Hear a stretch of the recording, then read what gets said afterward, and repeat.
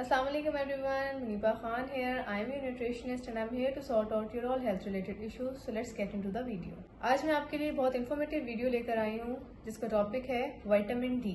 Vitamin D के बारे में हम बहुत से लोगों से सुनते हैं विटामिन डी क्या है। विटामिन डी बेसिकली एक फैट सोल्यूबल विटामिन है और इसकी ज़रूरत हमारी बॉडी को बहुत ज़्यादा है, चाहे हड्डियों के लिए इसकी ज़रूरत है या हमारी मसल्स के लिए। विटामिन डी का काम है कि हमारी बोन्स को स्ट्रॉन्ग करता है, हमें मसल हेल्थ प्रोवाइड करता है, हमें स्ट्रेंथ प्रोवाइड करता है और हमारी इम्यूनिटी को बूस्ट अप करता है। और सबसे इम्पोर्टेंट इसका काम है कि विटामिन डी को कुदरती तौर पे कैल्शियम रिसेप्टर बनाया गया है कि ये हमारी बॉडी में अगर मौजूद होगा और हम कैल्शियम की कंजम्पशन करते हैं, लाइक ऐसा कोई भी फूड खाते हैं जिसके अंदर कैल्शियम का गुड सोर्स अवेलेबल है, तो हमारी बॉडी में कैल्शियम एब्जॉर्ब ये करवाता है। अगर हमारी बॉडी में विटामिन डी की कमी होगी या बहुत ना होने के बराबर पे इसका लेवल होगा तो ऐसा होगा कि आप कैल्शियम की कंजम्पशन तो करेंगे लेकिन वो बॉडी से एक्सक्रीट आउट हो जाएगा क्योंकि इसको रिसीव करने के लिए विटामिन डी अवेलेबल नहीं हो और आपकी बॉडी विटामिन डी डेफिशिएंट होने के साथ साथ कैल्शियम डेफिशिएंट भी हो जाएगी। अब हमें पता कैसे लगेगा कि हमारी बॉडी विटामिन डी डेफिशिएंट हो रही है या नहीं? तो इसके कुछ सिम्टम्स आपको अपनी रेगुलर रूटीन में नजर आएंगे। सबसे पहले ये है कि आपकी बोन्स में वीकनिंग स्टार्ट हो जाएगी, हड्डियों का कमजोर हो जाना। इसकी निशानी ये होती है कि आपको उठते बैठते अपने जोड़ों में से आवाज सुनाई देगी या समटाइम ऐसा होगा कि हड्डियों में दर्द शुरू हो जाएगा। जरूरी नहीं है कि एट अ टाइम पूरी बॉडी की हड्डियां ही पेन करने लगे। जिस हड्डी पे ज्यादा वजन रहता है, लाइक आपकी कमर की हड्डी या आपकी टांगों की कोई भी एक बोन जो है बहुत ज्यादा पेनफुल वे में आ जाए। सेकंड सिम्टम ये है कि आपको मसल्स वीकनेस स्टार्ट हो जाती है। जब आप सोकर उठेंगे या नॉर्मली अपनी रूटीन में काम कर रहे होंगे तो आपको ऐसा महसूस होगा कि आपकी बॉडी बहुत ज्यादा थकी हुई है। एक आयरन डेफिशिएंसी में थकावट महसूस होती है, बट उसमें ये होता है कि आपके डार्क सर्कल बहुत हाई कवरेज पे यहाँ से यहाँ तक बन जाते हैं जो कि बहुत ही एक बीमारों वाली शक्ल दिखाना शुरू कर देते हैं इंसान की। लेकिन विटामिन डी की डेफिशिएंसी के सिम्टम ऐसे नहीं होते। उसमें जिस्म में आपको थकावट जरूर होगी, ज्यादा देर बैठने से आपकी नेक से पूरी बैक साइड पेन होना शुरू हो जाएगी और आपको महसूस होगा कि ये मेरे मसल्स में दर्द हो रहा है, या ज्यादा चलने से आपकी टांगों में दर्द शुरू हो जाएगा। और स्पेशली ये दर्द इस टाइप का महसूस होता है कि जो मसल आपकी हड्डी को ऐसे टच कर रहा होगा वो साइड उसकी बहुत ज्यादा पेन करने लगेगी। अगर आप इन सिम्टम्स को इग्नोर करते जाएंगे तो उसके नतीजे में आपकी बॉडी डिप्रेसिव भी हो सकती है कि आपकी बॉडी दर्द बर्दाश्त करते हुए मोस्टली ऐसा होता है कि बॉडी स्ट्रेस में या डिप्रेशन के फेज में चली जाती है, जो कि आपके लिए बहुत ही नुकसानदेह चीज है। बिकॉज हर बीमारी का आगाज टेंशन से, स्ट्रेस से और परेशानियों से होता है। तो इसकी वजह से आपको मुख्तलिफ किस्म की डिजीजेज लगने के चांसेस हैं, जिसमें से कुछ ऑटो इम्यून डिजीजेज भी हैं जो कि आपको होने के चांसेस बढ़ जाते हैं। और ऐसे ही वीकनिंग स्टेट में खुदा न खास्ता अगर आपकी हड्डी पे कोई वजन पड़ जाए, एक्सीडेंटल या नॉर्मली कोई भी काम करते हुए, रैंडमली चलते फिरते कुछ उठाते हुए अगर वजन ज्यादा पड़ जाए आपकी बॉडी पे, तो इसमें हड्डी का मुड़ जाना या हड्डी के टूट जाने के चांसेस ज्यादा होते हैं। मिनरल्स बहुत ही छोटे मोटे होते हैं और ये हमारी बॉडी में बहुत मेजर रोल प्ले कर रहे होते हैं। तो इनकी डेफिशिएंसीज को अगर कंट्रोल कर लिया जाए तो इट इज मच बेटर कि आप किसी डिजीज के लेवल तक पहुंच जाए। इनकी डेफिशिएंसीज जो है आपको एक डिजीज की लेवल पे ले जाती हैं, फिर बहुत हाई पोटेंसी की मेडिकेशंस पे आपको रहना पड़ता है और मेडिसिन तकरीबन हर इंसान को लगती हैं तो परमानेंट लग जाती हैं। विटामिन डी की कमी हमारी बॉडी में होती ही क्यों है? वो लोग जिनका ज्यादातर टाइम चार दीवारी के अंदर गुजर रहा होता है, उनका सन एक्सपोजर बहुत कम होता है। लाइक आप अपने आजकल के घरों का स्टाइल ऐसा है कि सारा बिल्कुल कवर्ड होता है, सन एक्सपोजर नहीं हो पा रहा होता। घर के अंदर आप खवातीन हैं, काम कर रही हैं, या कोई भी ऐसा पर्सन है जो कि घर से तैयार होके कार में बैठ के ही जा रहे हैं, ऑफिस में बैठे हैं सारा दिन और फिर कार में बैठ के घर वापस आ गए, तो आपका सन एक्सपोजर कितनी देर का है? कुछ भी नहीं है।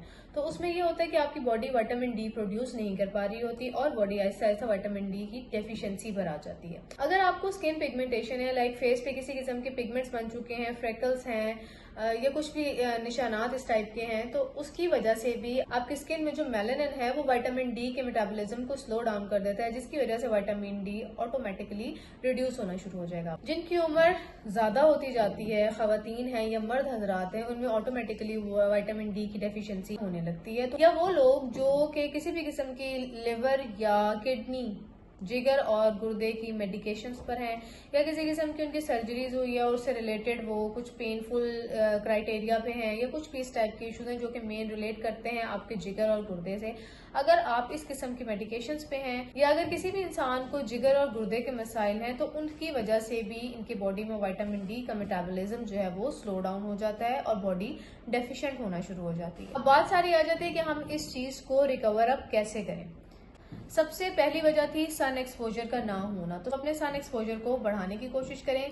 मिनिमम 10 to 15 मिनट्स सूरज की रोशनी को अपनी बॉडी में एब्जॉर्ब किया करें रोजाना। किसी ऐसी जगह पे काम करें जहां ओपन एयर एनवायरनमेंट हो। आप जिम जा रहे हैं या एक्सरसाइज कर रहे हैं तो वहां पे भी सारा कवर्ड एनवायरनमेंट होता है। बट अगर आपका बाकी टाइमिंग में अच्छा एक्सपोजर है सन का, तो फिर उसमें अगर आप जिम भी जाएं कवर्ड एरिया में तो कोई इशू नहीं है। लेकिन अगर आपकी रूटीन ऐसी है कि सारा दिन भी बंद बंद एनवायरनमेंट में है, फिर जिम भी जा रहे हैं तो वो भी बंद एनवायरनमेंट है, this is not a good thing. आप कोशिश करें कि आप अपना जिम का टाइम जो है या एक्सरसाइज का टाइम ओपन एयर एनवायरनमेंट में सेट करने की कोशिश करें, ताकि आपको एक्सरसाइज से भी फायदा मिले और आपकी बॉडी पे स्वेटिंग भी आए तो आपको एक ओपन एयर एनवायरनमेंट प्रोवाइड हो रहा हो। इससे यह है कि आपकी बॉडी विटामिन डी की प्रोडक्शन करना शुरू कर देगी। सेकेंड थिंग है कि हमने एक्सरसाइज के जरिए तो समझ लिया कि इसको हम कैसे ठीक करेंगे।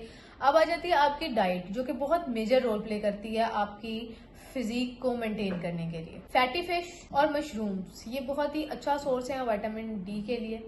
अब कुछ लोग जिनको इसमें से स्मेल आती है या वो अफोर्ड नहीं कर पाते, बिकॉज ये थोड़ी रेयर केस में भी होती है, तो आप इसके लिए क्या करेंगे, आप इसके लिए सबसे एक बेहतरीन सोर्स है विटामिन डी के सप्लीमेंट जो कि मार्केट में अवेलेबल हैं। अगर आपको टेस्ट इश्यूज हैं तब मैं आपको ये सजेस्ट करूंगी कि आप सप्लीमेंट्स पर चले जाएं, बिकॉज हमने अपनी बॉडी को डेफिशिएंट नहीं करना, हमने अपने जरूरियात को हर तरीके से पूरे करने की कोशिश करनी है। तो इसके सप्लीमेंट्स मार्केट में बहुत रीजनेबल अमाउंट में अवेलेबल है। You can purchase it and consume it as well. कोशिश करें कि इसको दूध के साथ कंज्यूम करें। 1 कप मिल्क और विटामिन डी का कोई भी सप्लीमेंट्स है, लाइक न्यूट्रीफैक्टर की बहुत सी सप्लीमेंट्स कैप्सूल्स की फॉर्म में अवेलेबल है, और भी बहुत सी कंपनीज इसके इंजेक्शन भी बनाती हैं, तो इसके इंजेक्शन अवेलेबल है, आप उसको परचेज करें। जैसे इनड्रॉप डी है, सनी डी है, इस टाइप के डिफरेंट इंजेक्शन अवेलेबल है मार्केट में। आप अपने पसंद का कोई भी एम्प्यूल लाएं, इंजेक्शन लें, आप उसको दूध के साथ कंज्यूम करें। इंशाल्लाह आपकी बॉडी पे काफी हद तक फर्क महसूस होगा आपको, कि आपकी बॉडी में सबसे पहली चीज जो आप ऑब्जर्व करेंगे कि एनी टाइम की थकावट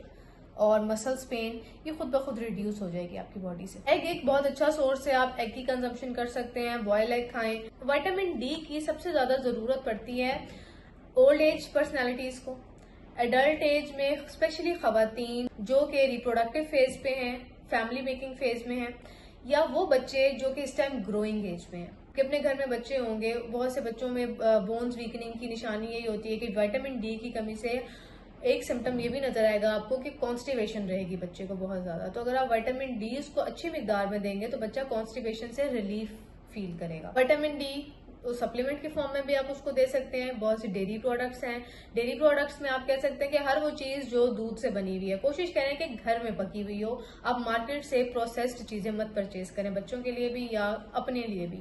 कभी कभी इंसान कंज्यूम कर लेता है जस्ट बिकॉज ऑफ टेस्ट, लेकिन डेली रूटीन में आप विटामिन डी का यही सोर्स ना बनाएं, बल्कि खुद डिफरेंट आइटम्स प्रिपेयर करें डेयरी प्रोडक्ट्स के साथ। जैसे मिल्क से बनाएं चीजें, जैसे कस्टर्ड है, फीरनी है, चीज को बेक करने के बजाय आप सिंपली उसके सैंडविचेस भी बनाकर बच्चों को दे सकते हैं। उनको आप लंच दें, घर का बना हुआ लंच दें, बजाय आप बाहर की चीजों के उसका लंच बनाते हैं। तो उसमें बच्चे की है कि बोन्स डेवलपमेंट बहुत अच्छी होंगी, उनके टीथ बहुत अच्छे सीक्वेंशियल आएंगे और बहुत स्ट्रांग होंगे। अपने आप को खाने के जरिए ठीक करने की कोशिश करें, अपनी डेफिशिएंसीज को हमेशा फूड के जरिए रिकवर करने की कोशिश करें, या मैक्सिमम आप सप्लीमेंट्स पे जाया करें।